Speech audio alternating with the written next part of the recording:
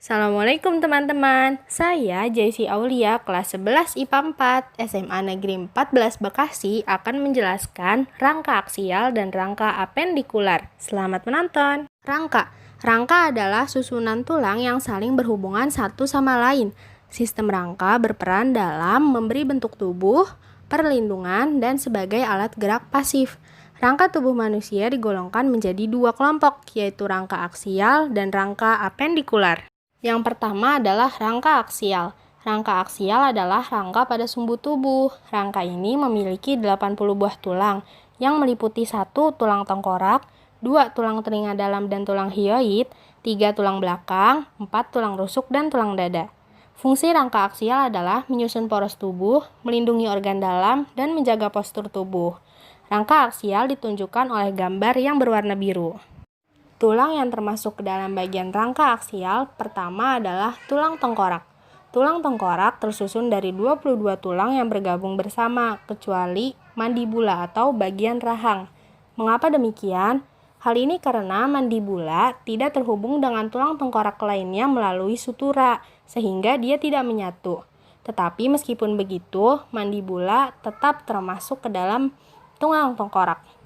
Tulang tengkorak berperan dalam memberi bentuk kepala manusia dan melindungi otak, organ pendengaran, serta organ penglihatan.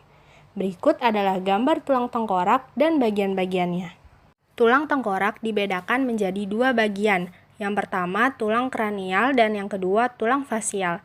Yang membedakannya adalah kalau tulang kranial itu berperan dalam membentuk tempurung kepala, sedangkan tulang fasial berperan dalam membentuk bagian wajah. Setelah tulang tengkorak, selanjutnya ada tulang telinga dalam dan tulang hyoid. Tulang telinga dalam memiliki ciri-ciri yaitu ukurannya kecil dan letaknya di dalam tengkorak. Tulang telinga dalam ini ada 3 pasang, ya, 1 pasang tulang martil, 1 pasang tulang landasan, dan 1 pasang tulang sanggurdi. Tulang telinga dalam berfungsi dalam menerima dan mengantarkan impuls suara dari membran timpani ke koklea. Berikut adalah gambar tulang telinga dalam dan bagiannya. Tulang hyoid. Ciri-cirinya adalah berbentuk huruf U dan letaknya di antara laring dan mandibula. Fungsi tulang hyoid adalah tempat melekatnya otot mulut dan lidah sehingga membantu dalam proses menelan makanan. Pada video, tulang hyoid ditunjukkan oleh gambar yang berwarna merah. Yang ketiga ada ruas tulang belakang. Tulang belakang itu adalah tulang yang memanjang mulai dari leher sampai tulang ekor. Ciri-cirinya yaitu berbentuk menyerupai lengkungan. Ini membuat kita mudah melakukan berbagai macam aktivitas. Yang kedua, tersusun dari 26 ruas. Di bagian depan dan belakang cakram terdapat serabut-serabut kenyal, sementara di bagian sebelah dalam ruas-ruas terdapat sumsum tulang belakang. Berikut adalah gambar tentang ruas tulang belakang. Tulang belakang tersusun dari 26 ruas yang masing-masing dihubungkan oleh cakram tulang rawan fibrosa. 26 ruas tulang belakang tersebut antara lain 1. Tulang leher atau servikal. Tulang leher terdiri atas 7 buah tulang. Yang kedua, tulang punggung. Tulang punggung terdiri atas 12 buah tulang. Yang ketiga, tulang pinggang. Tulang pinggang terdiri atas 5 buah tulang. Yang keempat, tulang kelangkang. Tulang kelangkang ini terdapat 5 ruas tulang pada bayi, tetapi saat dewasa bergabung menjadi 1. Yang kelima ada tulang ekor. Tulang ekor atau koksigis terdapat 4 ruas pada bayi, tetapi saat dewasa juga bergabung menjadi 1, sehingga semua jumlahnya terdapat 26 ruas. Masih membahas tentang tulang belakang itu memiliki beberapa fungsi. Yang pertama, menopang kepala dan bagian tubuh lainnya. Kedua, tulang belakang melindungi organ dalam dan saraf tulang belakang. Ketiga, untuk menegakkan tubuh dan tempat melekatnya tulang rusuk. Terakhir, tulang yang termasuk ke dalam bagian rangka aksial adalah tulang rusuk dan tulang dada. Tulang rusuk adalah tulang yang bagian belakangnya melekat pada tulang punggung. Bagian pada gambar yang berwarna merah merupakan tulang rusuk. Teman-teman tahu nggak sih, mengapa tulang rusuk dapat bergerak kembang-kempis sesuai irama pernafasan kita ya? Jadi, tulang rusuk itu dapat bergerak kembang-kempis sesuai irama pernafasan kita karena tulang dada yang berbentuk pipi dan melebar berhubungan dengan tulang rusuk yang melalui sambungan tulang rawan. Sementara itu, tulang rusuk di bagian belakang berhubungan dengan ruas-ruas tulang belakang melalui persendian. Perhubungan tersebut yang memungkinkan tulang rusuk dapat kembang kempis sesuai dengan irama pernafasan kita. Tulang rusuk berjumlah 12 pasang di sebelah kiri dan kanan. Tulang rusuk dibedakan menjadi 3 macam. Yang pertama, tulang rusuk sejati. Tulang rusuk sejati terdiri dari 7 pasang. Yang kedua, tulang rusuk palsu, 3 pasang, dan yang ketiga, tulang rusuk melayang, 2 pasang. Yang membedakan di antara ketiganya adalah letak pada bagian ujung depan. Kalau tulang rusuk sejati, bagian ujung depannya melekat pada tulang dada. Sedangkan tulang rusuk palsu, bagian ujung depannya melekat pada tulang rusuk di atasnya.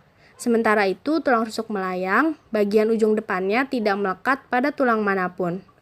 Untuk bagian belakangnya, semuanya sama, yaitu melekat pada ruas tulang belakang di bagian punggung.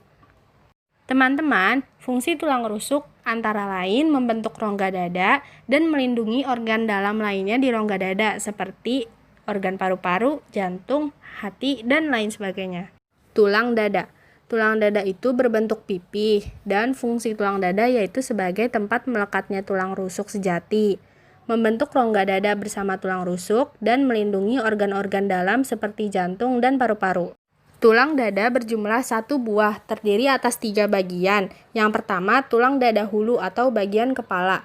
Tulang dada hulu ditunjukkan oleh gambar yang berwarna hijau. Yang kedua ada tulang dada badan. Tulang dada badan ditunjukkan oleh gambar yang berwarna biru. Dan yang terakhir, tulang dada taju pedang yang ditunjukkan oleh gambar yang berwarna ungu. Tulang dada taju pedang merupakan tulang yang masih berbentuk tulang rawan pada bayi. Kedua, rangka apendikular. Rangka apendikular itu rangka tambahan yang melengkapi rangka aksial. Fungsinya sebagai penggerak tubuh. Rangka ini berjumlah 126 buah yang meliputi 1 gelang bahu, 2 gelang panggul, 3 anggota gerak atas, dan 4 anggota gerak bawah. Pertama, gelang bahu. Gelang bahu merupakan persendian yang menghubungkan lengan dengan badan. Berikut adalah gambar gelang bahu dan bagian-bagiannya. Gelang bahu tersusun dari 2 macam tulang. Yang pertama, tulang belikat atau skapula. Tulang belikat ini memiliki ciri-ciri berbentuk pipi hampir segitiga, memiliki tonjolan, serta terletak di bagian punggung sebelah luar atas. Yang kedua, tulang selangka atau klavikula. Tulang klavikula atau tulang selangka berjumlah 2 buah, berbentuk seperti huruf S. Kedua, gelang panggul atau pelvis. Pelvis berfungsi sebagai penahan berat tubuh, penghubung kaki dengan kerangka aksial, dan melindungi bagian dalam rongga pelvis.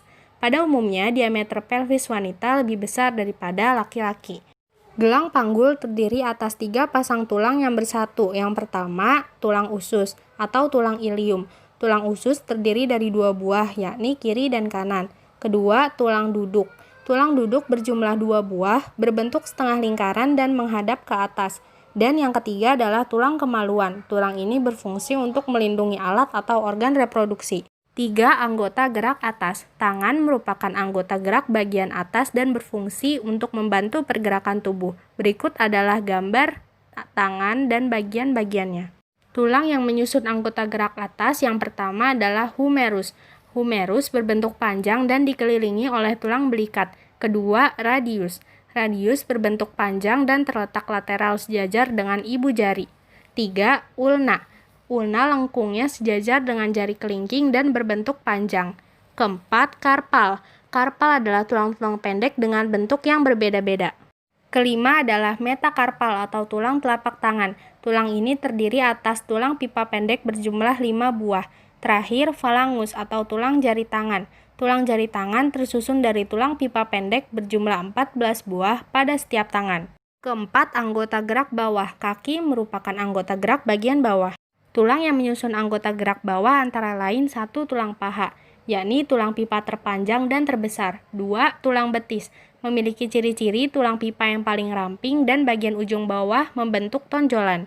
Ketiga, tulang kering. Ciri-cirinya merupakan tulang pipa terbesar setelah tulang paha. Keempat, tulang tempurung lutut, yakni tulang pipi berbentuk segitiga yang sudutnya membulat. Kelima, tulang pergelangan kaki yang terdiri atas 7 tulang kecil pada setiap kaki. Keenam, tulang telapak kaki yang tersusun atas 5 tulang pipa berbentuk bulat panjang. Terakhir, tulang jari kaki yang terdiri atas tulang pendek berjumlah 14 buah pada setiap kaki. Sekian, terima kasih. Semoga bermanfaat.